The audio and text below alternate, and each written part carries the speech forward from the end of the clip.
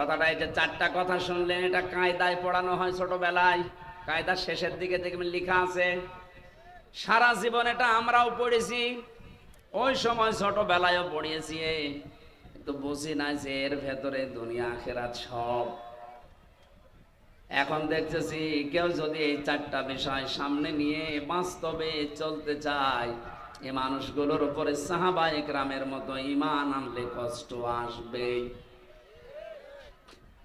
হযরতে বেলাল যখন এই চারটা শব্দ মেনে নেওয়ার পরে বলেছেন আমানতু বিল্লাহ, আমি ঈমান এনেছি, জুলুম নির্যাতন অত্যাচার যা দুনিয়ায় সব তার উপরে এসেছিল।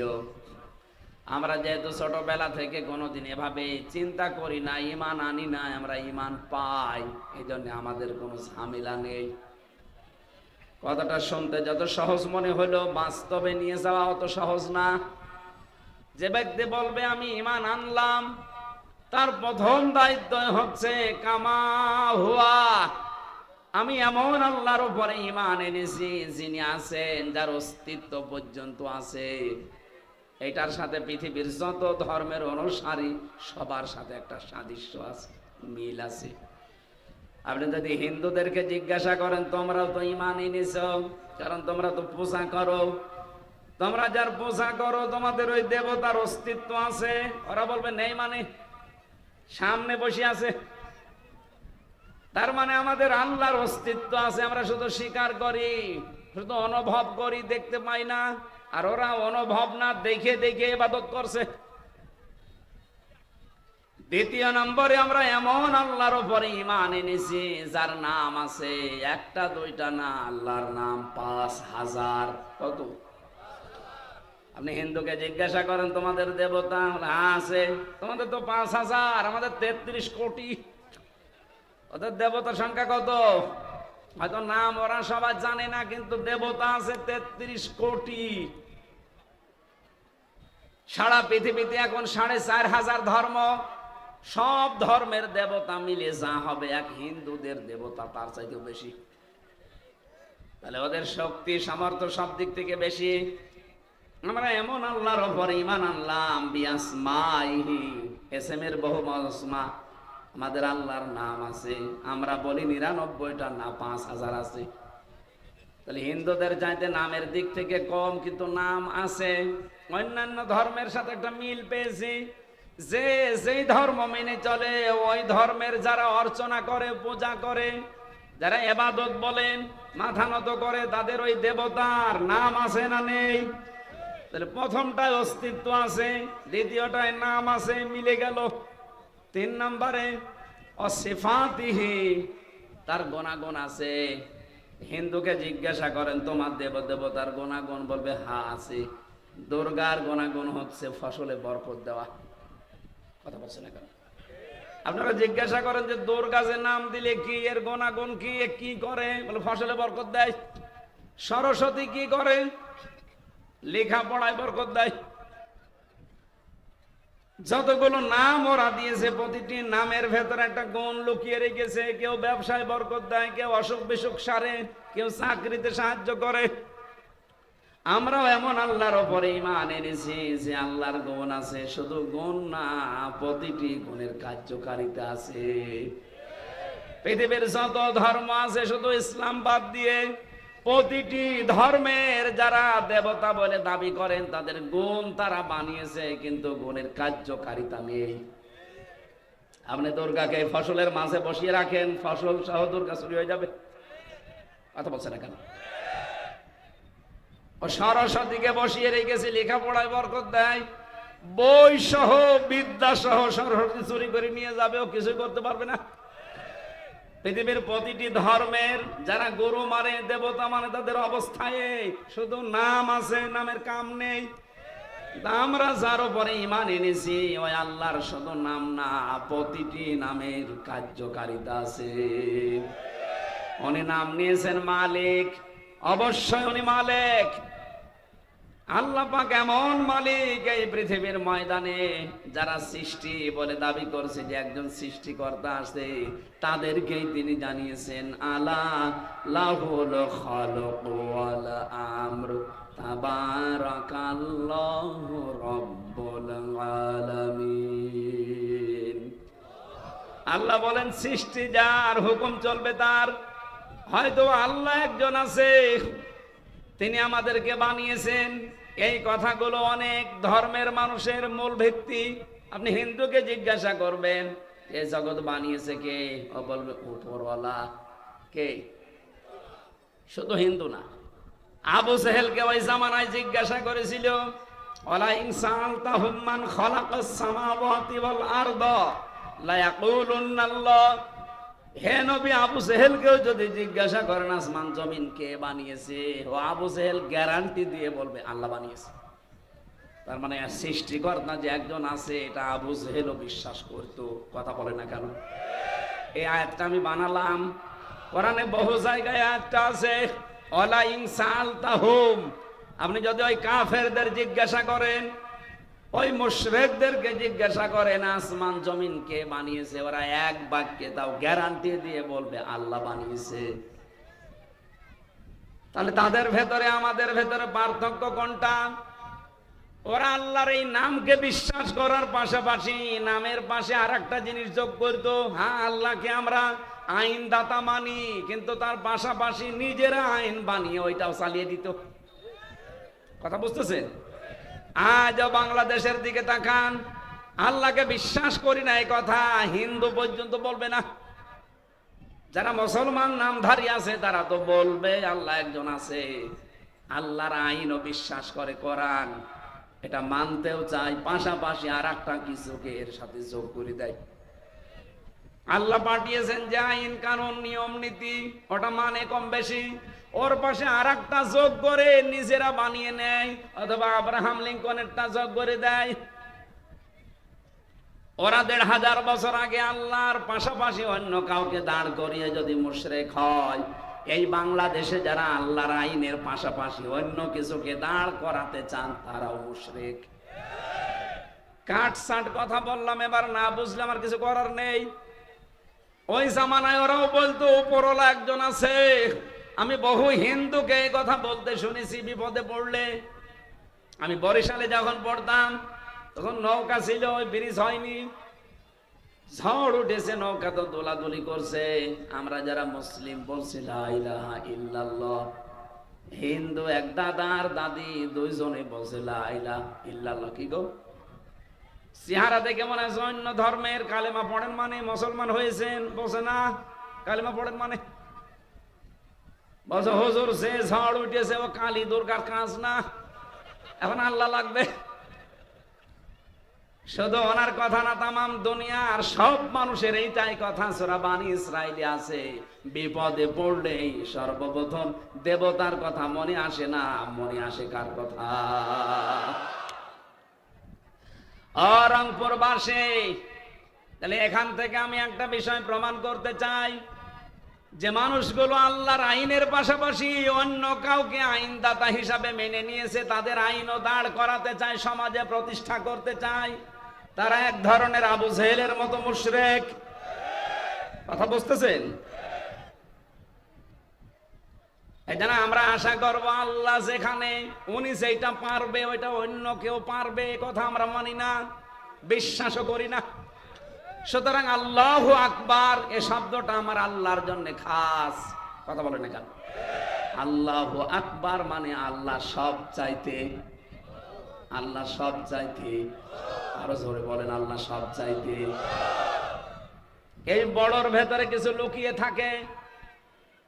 এই আকবার শব্দের ব্যাখ্যা করবেন, তাফসিরে যাবেন, হাদিসে যাবেন, দেখবেন ইসলামের ইতিহাসেও লেখা আছে এই পৃথিবীর সব কিছুর উপরে বড়ত্ব যার, ক্ষমতা যার, তিনি কিন্তু আল্লাহ। এই জন্য মানুষ প্রথমেই বলে নেয় আল্লাহু আকবার। কেউ কে শুধু আকবার আকবার করে, কি বলে? আল্লাহু আকবার। আকবরের ব্যাখ্যায় আছে পৃথিবীর সবার উপরে আমার আল্লাহর শক্তি ক্ষমতা চলে। ক্ষমতার উৎস জনগণ নয়, কে? যারা বলেন ক্ষমতার উৎস জনগণ, তাদের ঈমান আর আবু জেহেলের ঈমান এক। সুতরাং এটা পাল্টাতে হবে। হয়তো আপনি না বুঝে এরকম কাজ করেন, আজকেই সিদ্ধান্ত পাল্টিয়ে যান। যাদের দলের ভেতরে ক্ষমতার উৎস জনগণ এই শব্দ আছে, এই দলে আমি আর নেই। এটা রাজনীতি নাকি? এটা আসল নীতির কথা বললাম। এখন আপনি মানতে পারেন না, ওটা আপনার ইমানের ব্যাপার। আপনি যে মুশরিক হয়ে মরে যাচ্ছেন আবু জেহেলের মতো, আপনি টের পাচ্ছেন। আরে ভাই, আপনাকে আমি বাঁচাতে চাই, আমার কোনো স্বার্থ এখানে নেই। আপনি জাহান্নামে গেলে শেষে আমার আবার জবাব দেওয়া লাগবে যে গেলে কেন বললে না সঠিকটা। আমি আমার ইমান থেকে বলছি, যাদের এই বিশ্বাস আছে যে ক্ষমতায় জনগণ বসাতে পারে তারা মুশরিক। বলেন না কেন? ক্ষমতায় বসানোর একচ্ছত্র মালিকানা কার? আরো জোরে। এই আয়াতকে আমি বানিয়েছি। সূরা আলে ইমরানের 26 নম্বর আয়াতে আছে, কুলিল্লাহুম্মা মালিকাল মুলকি তুতিল মুলকা মান তাশা ইলা আখিরি আয়াত। আল্লাহ পাক বলেন, নবী আপনি বলেন, ক্ষমতার উৎস আমি আল্লাহ, যাকে ইচ্ছা তাকে দান করি। এই শব্দটা জামাত ইসলামী বাংলাদেশ মানত না, যে ক্ষমতার উৎস জনগণ, এই জন্য তাদেরকে নিষিদ্ধ করে দিয়েছিল। তোমার আল্লাহ মনে হচ্ছে নিজের হাতে প্রতিশোধ নিলেন। যারা আল্লাহর বিশ্বাস করে না যে ক্ষমতার উৎস আল্লাহ, আল্লাহ তাদেরকে এই যুগের আবর্তনে নিষিদ্ধ করে দিয়েছে। তাছাড়া ওদের কোন দোষে আপনি নিষিদ্ধ করলেন বলেন তো? আপনি বলেন ওরা রক কাটে, একটা প্রমাণ দেখাতে পারবেন তামাম দুনিয়ায়? রক যারা কাটে তারা এই দোষটা চাপিয়ে দেয়, এই জন্য আজকে রক কাটা পার্টি বলে নিষিদ্ধ হয়ে গেছে।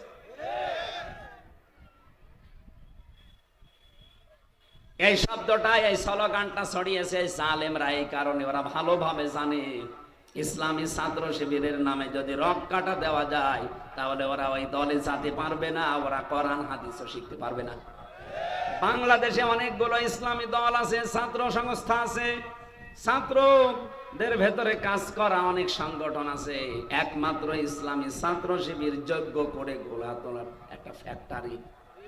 আপনার সন্তানকে একেবারে যোগ্যতা সম্পন্ন করে তুলবে, এতটুকু বিশ্বাস আসে না আপনার যে এই জেনারেল একটা ছেলে বিড়ি খায় না, মা বাবার সাথে বিয়াদবি করে না, ডাল খায় না, কোন মহিলার সাথে উল্টা পাল্টা কোনো লাইন নেই, এর চাইতে আপনার কি চান একটা জেনারেল ছেলের কাছে? বলেন। মাদ্রাসায় পড়েছে, মক্তবে পড়েছে, ও কলেজে পড়ে, বিশ্ববিদ্যালয়ে পড়ে, তাই যদি ওর আচরণ এই হয়, ওকে গড়ে তুলছে কি করে দেখছেন না? চারিদিকে একেবারে গনায় হাবুডুবু খাচ্ছে, সেখানে এই জায়গায় টিকে থাকা কত কঠিন। এরপরও যদি আপনার এই চোখে আঙ্গুল দিয়ে দেখানো লাগে, আপনি একটা বিড়িখোর, ডালখোর, মদখোর, নারীখোর ইসলামী ছাত্র শিবিরের ছাত্রী সংস্থায় যারা আছে, একটা যদি দেখাতে পারেন ডাল খায়, আমি জীবনে কথা বলবো না। এর যাতে বড় আল্লাহর ওলি আবার কোথায় পাবেন? আপনি আল্লাহর ওলি খোঁজার জন্য সেই চট্টগ্রামে যাচ্ছেন, বরিশালে চলে যাচ্ছেন, কে বলে যেগুলো আল্লাহর ওলি? যাদের কোনো কাজ নেই, কাম নেই, শুধু বসে বসে খায়, এগুলো আল্লাহর ওলি, আল্লাহর শত্রু। এগুলো আল্লাহ মানুষকে বানিয়েছে এই কাজ করার জন্য। যোগ্যতা অর্জন করেন, পৃথিবীকে কিছু দিয়ে যান। যারা বলেন ইন্নাল্লাযীনা আমানু ওয়া আমিলুস সালিহাত, যারা ঈমান আনে আর আমলে সালেহ করে, এই ব্যাখ্যাটা অনেকে বাস্তবতা বোঝে না। সালেহ এই শব্দটার শাব্দিক অর্থ হচ্ছে যোগ্য। সালেহ মানে শুধু নেক না, শুধু সৎ না। আপনি যদি ঈমান আনার পরে শুধু সৎ হয়ে চলতে চান, চলতে পারবেন না, আপনাকে যোগ্য হওয়া লাগবে।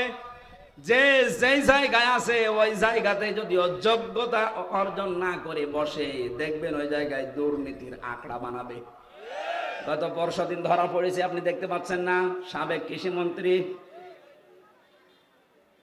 আব্দুল শহীদ, সিলেট মৌলভীবাজারে বাড়ি, শ্রীমঙ্গলে। এই লোকটা সৎ যদিও হয়, ওই লোকটা যোগ্য না, কারণ সারা জীবন উপাধ্যক্ষ ছিল, ও শিক্ষা দিয়ে গেছে মানুষকে। আর ওরে দিয়েছেন আপনি কৃষি, ও ধান চালের কি বুঝবে? বলেন। ও লোক নাই সৎ হইলো, সৎ হলে হবে, সৎ হওয়ার পাশাপাশি যোগ্য হওয়া লাগবে। আর এইটা এদেশে যারা ইসলাম কায়েম করতে চায় তারা এইটা তৈরি করছে। আপনি দেখেন, যেখানে যারে যেই লাইনে দেওয়া দরকার, ও একদিকে সৎ আর দিকে যোগ্য। আপনি একটা মিলান যে না, এটা মিলছে না, ডাক্তারি লাইনে যান, আপনি চিকিৎসা বিভাগে যেখানে যাবেন, এদের লোক আছে একদিকে সৎ আর একদিকে যোগ্য। আমি চাই কয়টার সাথে পরিচিত, চলেন ডাক্তার শাহিন জর্দার ফরিদপুরে, ডাক্তার ফাতেমা সিদ্দিকা রাজশাহী, ডাক্তার মতিয়ার রহমান খুলনা, চলেন এই মানুষগুলোর সাথে, একদিকে সৎ আর একদিকে যোগ্য। আপনি বিচার ব্যবস্থায় যান, আইনজীবী যারা আছে পেশায় তাদের কাছে যান, অনেকে তো হা করে আছে, আর যারা সৎ এবং যোগ্য করে গড়ে তুলেছে এই মানুষগুলোকে কোটি টাকা দেবেন পায়ের কাছে। অ্যাডভোকেট শিশির মনির জিন্দা মানুষ, মনে হয় যে আল্লাহর ওলি, খালি দাড়ি থাকলে টুপি থাকলে আল্লাহর ওলি না, তার ভেতরে যে তাকওয়া আছে এটা আপনি পাবেন কোথায়?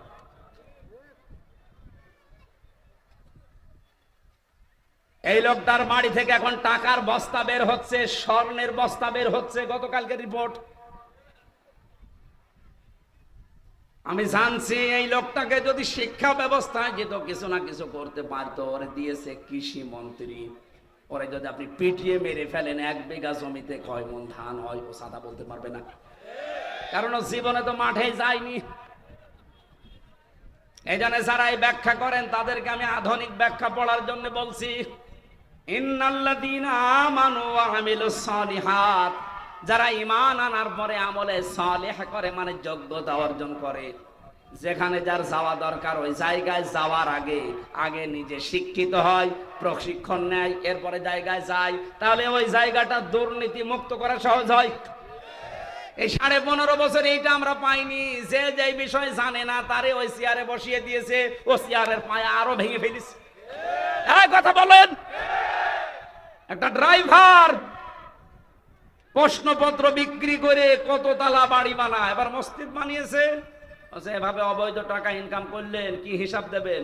মসজিদে আমি খরচ করেছি, মসজিদে বিভিন্ন জায়গায় দেখা যায় রাস্তার টাকা, ব্রিজের টাকা, কালভার্টের টাকা, এগুলো গরিব দুঃখীর কাবিখা, এগুলো আত্মসাৎ করে করে মসজিদের ফ্যান লাগিয়ে দিচ্ছে, টাইলস লাগিয়ে দিচ্ছে, টানা কাঁচ লাগিয়ে দিচ্ছে। আরে ভাই, একটা মসজিদ বানিয়ে দিলে কয়জন নামাজ পড়ে? নাই 2000 মানুষ নামাজ পড়লো। আর একটা ব্রিজ বানিয়ে একটা রাস্তা সংস্কার করে দিলে লক্ষ লক্ষ মানুষ ওই রাস্তা দিয়ে হাঁটবে। কথা বলে না কেন? 1000 মসজিদ বানানোর চাইতে একটা ব্রিজ, একটা কালভার্ট, একটা রাস্তা ভালো করা আল্লাহর কাছে শতগুণে দাম বেশি।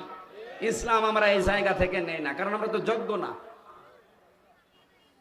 রংপুরবাসী আমি বলছিলাম, আমার আল্লাহর উপরে আমরা ঈমান এনে হা করে আন্দাজে না বুঝে না, আমি ঈমান এনেছি আল্লাহর উপরে যার গুণ আছে এবং গুণের কার্যকারিতা আছে।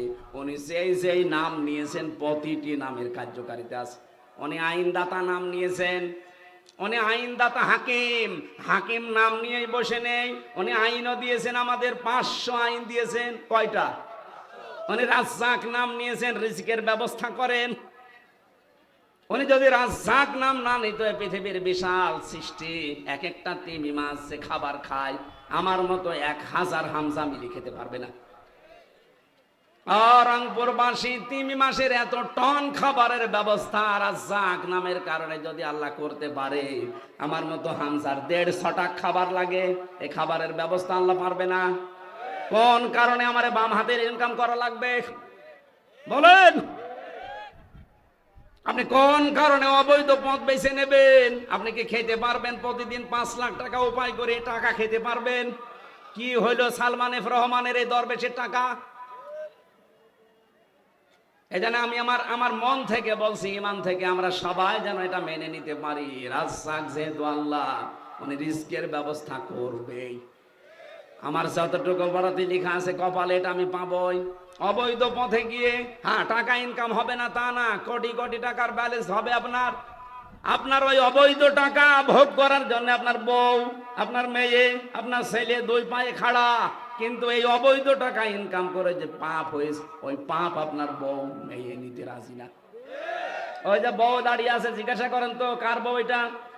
করেন আপনি তো ওর জন্য অবৈধ ইনকামের একেবারে বাবা শাহজালাল সব হালাল করে যাচ্ছেন।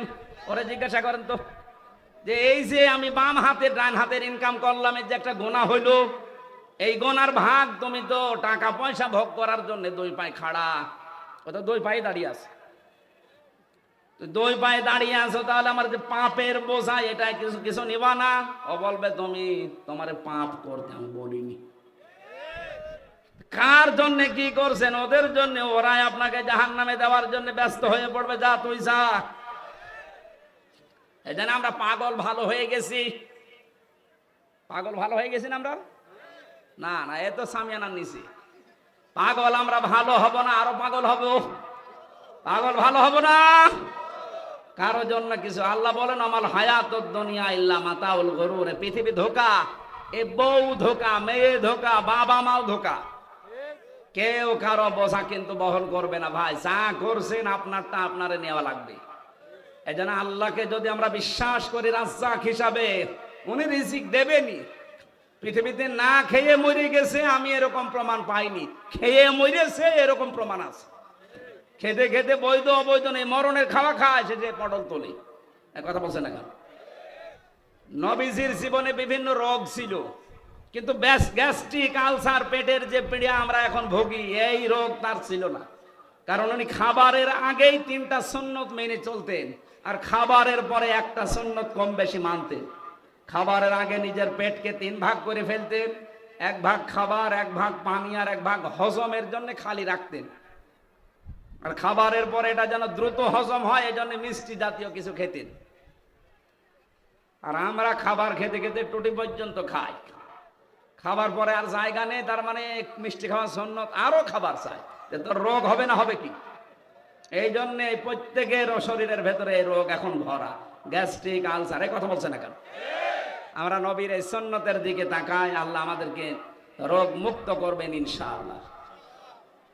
তাহলে আমরা এমন আল্লাহর উপরে ঈমান এনেছি, শুধু নাম নিয়ে বসে নেই। নামের গুণাগুণ আছে না নেই?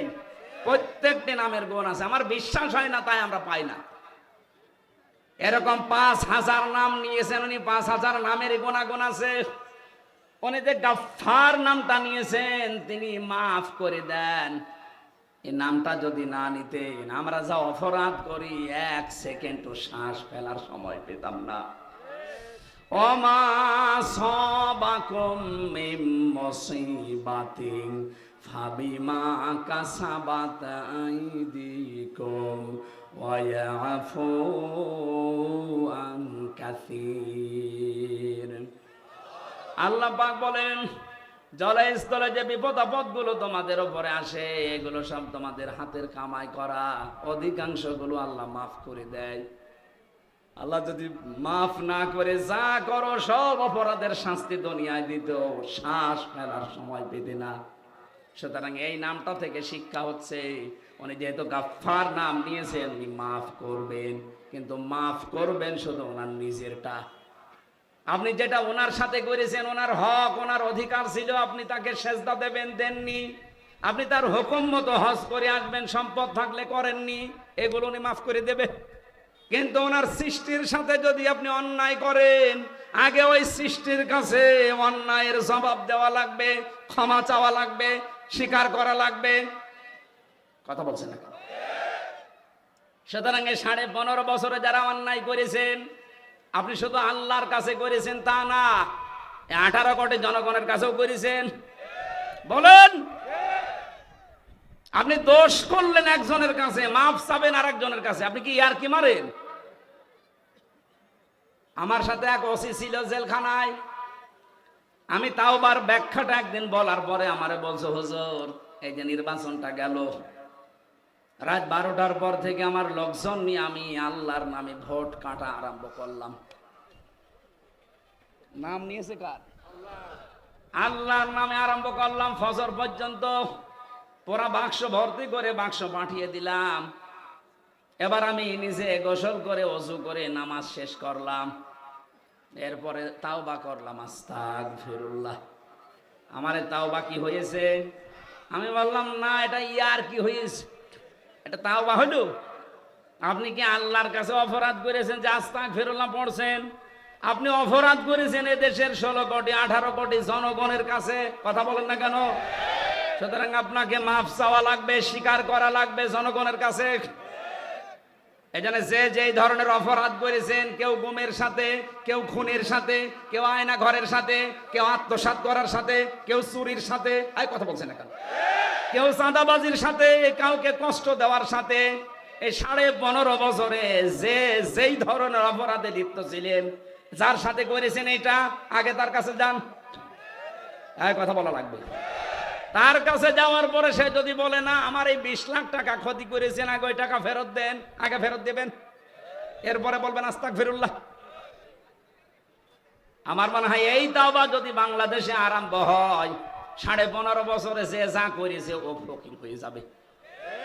আর এতদিন যাদের কাছে এই ঝামেলায় ছিল তারা এখন আবার স্বাভাবিক অবস্থায় ফিরে যাবে। এর দুইটা লাভ হবে। এক নম্বরে যে মুসলিম মানুষগুলো তাদের কিছু কিছু ফেরত পাবে, বাকি আগামীতে কোনো জালেমও যদি চেয়ারে বসে চিন্তা ভাবনা করে চেয়ার চালাবে। আমি আশা করছি কথা বোঝাতে পেরেছি। আল্লাহর নাম গাফফার, উনি মাফ করবেন ওনারটা, আমারটা তো উনি মাফ করবেন না, আমারটা আমার উপর ছেড়ে দিয়েছেন। সুতরাং যারা আপনাদেরকে এই প্রতারণা করে এই ধোকা দিয়ে বোকা বানিয়ে দোয়া করিয়ে এনেছে, হুজুর একটু দোয়া করেন যেন 15.5 বছর মাফ হয়ে যায়। আরে ভাই, আপনাকে মাফ করবে কি ওই হুজুরের বাবা নাকি? আপনাকে মাফ করা লাগবে ওই হুজুরের যা অত্যাচার হয়েছে যাদের উপর তারা।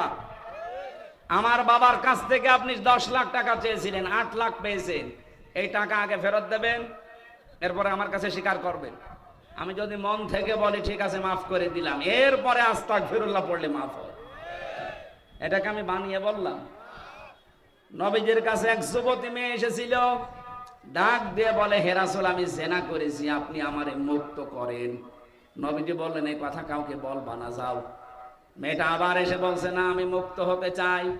ওই নবীজি কি বলতে পারতেন না যে মেয়ে গোনা যখন করিয়ে ফেলেছো গোপনে আস্তাগফিরুল্লাহ পড়ে নাও? পারতেন না? কি বলেছিলেন? যে জিনা করার কারণে তুমি কি গর্ভবতী? বলে হ্যাঁ। তাহলে ছেলেটা হোক। ছেলেটা হওয়ার পরে বলে না 2 বছর দুধ দেওয়া লাগবে। 2 বছর দুধ দেওয়ার পরে আবার এসেছে। নবীজি বললেন ঠিক আছে সাহাবী, এই বাচ্চাটা নিয়ে নাও, আর মেয়েটাকে মাটির ভেতরে গেড়ে পাথর দিয়ে নিক্ষেপ করে শেষ করে দাও। একজন সাহাবের গায়ে রক্ত লেগেছিল, খালিদ ইবনে ওয়ালিদ। তিনি যখন ভৎসনা দিচ্ছিলেন, নবীজি বললেন খালিদ থামো। এই মহিলার অনুশোচনা, এই মহিলার তাওবা, এর যে প্র্যাকটিক্যাল লাইফে যে কষ্টটা স্বীকার করে গেল আল্লাহর বিধান পালন করার জন্য, আল্লাহর এই বিধানের জন্য সেই মহিলাটা এমন দরজায় পৌঁছে গেছে। কোন মানুষ যদি জালেম হয় আর সে যদি এইভাবে তাওবা করে শাস্তি নিতে পারে, আল্লাহ তাকেও মাফ করে দেবে। আমাদের দেশে এখন এই হাদিসটা 100% দরকার। যে যে অপরাধ করেছেন ওই অপরাধের জন্য দুনিয়ায় আগে শাস্তি নিয়ে যান। কাউকে আপনি 8 বছর আয়না ঘরে রেখেছিলেন, আপনিও 8 বছর থাকবেন। আমার কথা বলে না কেন? আমারে 3 বছর রেখেছিলেন ফাঁসির কন্ডেম ছেলে, আপনাকেও 3 বছর রাখা লাগবে। কাউকে গুম করেছেন, আপনাকেও গুম করা হবে। কারো টাকা মেরে খেয়েছেন, ওই টাকা আপনারও মেরে খাওয়া হবে। আপনারটা মেরে খাওয়া না, আপনার ফেরত দেওয়া। কারো ব্যবসা বাণিজ্য বন্ধ করে দিয়েছেন, আপনারও ব্যবসা বাণিজ্য 2 বছর বন্ধ থাকবে। দেখেন কেমন লাগে। যা করেছেন ওইটা আপনার উপরে আগে শোধ হবে, এরপরে আপনাকে আমি আস্তাগফিরুল্লাহ পড়াবো। এইভাবে যদি আমরা সত্যি এদেশে নিয়ম নীতি চালু করতে পারতাম, কিয়ামতের আগে এই দেশে কেউ জুলুম করার সাহস পেত না। হুজুর কিছু বেরিয়েছে, তাদেরকে ডাক দেবো, হুজুর তওবা পড়িয়ে দিন। হুজুরও পাগল, 2000 টাকা দিলে তওবা পড়িয়ে দিচ্ছে। ওইরকম তওবা নবীজি পড়াতে পারতেন না? এই কথা বলেন না কেন? ওই মহিলাকে তার জেনার শাস্তি দিয়ে তারপরে বলেছেন মাফ হয়ে গেছে। আপনি আগে গুমের শাস্তি নেবেন তো, আয়না ঘরের শাস্তি আগে নেবেন তো। মাটির নিচে নিয়ে রেখে দিলেন 10 বছর, ওই শাস্তি নেবেন না? তাহলে আন্দাজে আপনাকে যদি আল্লাহ মাফ করে দেয়, আমার কাছে দায়িত্ব আছে, আপনার একটা বোঝাপড়া আছে, এটা না নিয়ে আপনি মাফ পেয়ে গেলেন, এটা অবিচার হবে না? আল্লাহকে অবিচার করবে না। সাবধান করছি, এভাবে ধোকা দিয়ে বোকা বানিয়ে অনেকে মারা চলে যাচ্ছে। মারা গেলে হবে না, আপনাকে আগে দুনিয়ায় শোধ করে যাওয়া লাগবে। কেউ যদি দুনিয়ায় কোনো অপরাধ করার পরে শোধ না হয়, ওই বিচার কিয়ামতে আল্লাহ ডবল করে করবে। এই জন্য প্রত্যেকের কাছে, আপনি স্বামীর কাছে অপরাধ করেছেন, স্বামীকে আগে বলেন যে আমি ভুল করে ফেলেছি। স্ত্রীর কাছে অপরাধ হয়েছে, স্ত্রীর কাছে আগে স্বীকার করে। যে যার কাছে অপরাধ করবে সে তার কাছে স্বীকার করবে, এইটাই কোরআন হাদিস। সুতরাং আমরা ঈমান আনতে চাই, আর ঈমানের ভেতরে যেন জুলুম প্রবেশ না করে। এখানে জুলুম মানে শিরিক। জুলুম মানে কি? আমারে যদি কেটে ফেলা হয়, আগুনে পুড়িয়ে দেওয়া হয়, ধ্বংস করে ফেলা হয়, তারপরও আমি দুনিয়া থেকে চলে যাব, শিরিক করব না। আর যারা করছেন তারাও না বুঝে করছেন। আমি অনেক হিন্দু ভাইকে দেখছি এখন বলতে যে যা করেছি এগুলো আবেগে, বাপদাদা করতো তাই। একটু যাদের ভেতরে মানবতা আছে, শিক্ষার একটু আলো আছে, মানুষগুলো থেকে ফিরে আসতেছে। আমার তো প্রায় প্রতিদিন দেখতে পাচ্ছি 2 জন 7 জন 10 জন 12 জন করে মুসলমান হতেই আছে। এদের বিবেক একটু নাড়া দিচ্ছে তাই।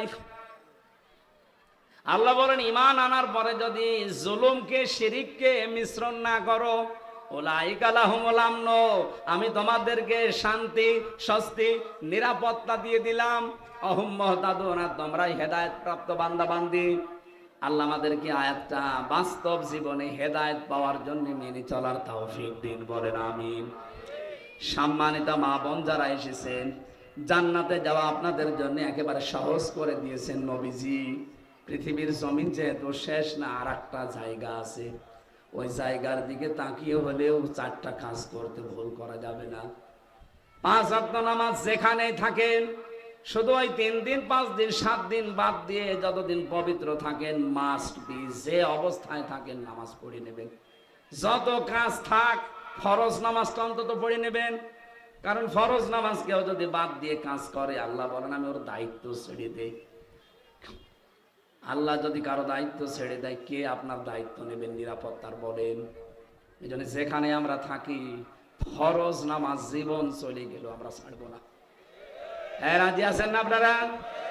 এইটা মেনে নেন, দেখেন আপনাকে দুনিয়াতে শান্তি আল্লাহ দেবেন। যেখানেই থাকেন, নারী হোক পুরুষ হোক, ফরজ নামাজ মাস্ট বি, পড়াই লাগবে। যদি পশ্চিম দিক ঠিক না হয়, পশ্চিম দরকার নেই, যেদিকে মুখ আছে ওদিকে পড়েন। আপনি মনে করতে পারছেন না কোন দিকে পশ্চিম, ও জানারও দরকার নেই। যদি অজু না থাকে তায়াম্মুম করেন, তায়াম্মুম করার যদি কিছু না পান, অজু করারও লাগবে না, তায়াম্মুমও লাগবে না, বিনা অজুতে নামাজ পড়েন, তাও নামাজ বাদ দেওয়া যাবে না। 1 ওয়াক্ত নামাজ যদি কেউ ইচ্ছা করে ছেড়ে দেয়, 7000 বছর তার জাহান্নামে জ্বলা লাগবে। এখানে মা বোন যারা এসেছেন, আপনাদের উদাসীনতা দেখা যায়, হাঁসের খাবার দিতে দিতে নামাজ নষ্ট করে ফেলেন। তামাম দুনিয়ার হাঁসও যদি আপনাকে দেওয়া হয়, একটা সেজদার মূল্য দিতে পারবেন? এখন হয়তো কিছু মনে হচ্ছে না। ফরজ রোজা বাদ দেওয়া যাবে না, যে কয়টা ভাঙা পড়বে ওই রোজা আসার আগে আপনি করে দেবেন। স্বামী যাদের আছে, জায়েজ কথাগুলো মেনে তাদের খুশি থাকা লাগবে। অনেক মহিলা থেকে ছোটা নাতা নিয়ে রাগারাগি করে স্বামীর বিছানা থেকে আলাদা হয়ে থাকে। দুনিয়ার কোন স্বার্থ সিদ্ধি নিয়ে যদি স্বামীর বিছানা কেউ ত্যাগ করে আলাদা থাকে, যতক্ষণ আলাদা থাকবে ততক্ষণ বরদোয়া পাবে আল্লাহর। এরকম বহু মহিলা দেশে এখন আছে, আরো দিন দিন বাড়তেছে। বিভিন্ন সিরিয়াল, বিভিন্ন উল্টাপাল্টা জিনিস দেখে ছোটখাটো বিষয় নিয়ে স্বামীর সাথে রাগ করে বিছানা আলাদা করে দেয়। যতক্ষণ স্বামীর বিছানা বাদ দিয়ে অন্য জায়গায় ওই মহিলা থাকবে, ততক্ষণ আল্লাহর গজব ওর উপরে নাজিল হবে। ওর জিকির, ওর নামাজ রোজা, ওর কোরআন তেলাওয়াত সব শেষ। স্বামী যারা আছে ঠিক বলছে, আমি জানি ঠিকই বলবে, কিন্তু অনেক পুরুষ আছে ও ফেরাউনের চাইতেও খারাপ। ফেরাউন তো ছিল এক পর্যায়ে, ও ফেরাউনের ভাইরা ভাই। নিজের স্বামী স্ত্রী বাদ দিয়ে যারা অন্য কোন জায়গায় লাইন ঘাট করে আছেন, এই মুহূর্তে তাওবা করে ওই পথ বাদ দেওয়া লাগবে। বলতে পারেন আমার স্ত্রীর কাছ থেকে আমি রেসপন্স পাই না, সম্মান পাই না, আবেদন পাই না, এই জন্য আমি অন্য জায়গায় লাইন করি। ঠিক আছে? বলছেন না, না, এগুলো যারা করছেন তারা ঠিক পথে আছেন নাকি? সম্মানিত মা বোনেরা, আশা করছে আল্লাহ আপনাকে যে নিয়ামত গুলো দিয়েছেন আপনার স্বামীর জন্য সব উজাড় করে দেবেন। এরপরে যদিও লোকটা উল্টা দিকে যায়, ওর 3টা ক্ষতি হবে দুনিয়ায়। 1 নম্বরে ওর চেহারার উজ্জ্বলতা আল্লাহ নষ্ট করে দেবে যারা পরকীয়া প্রেম করে।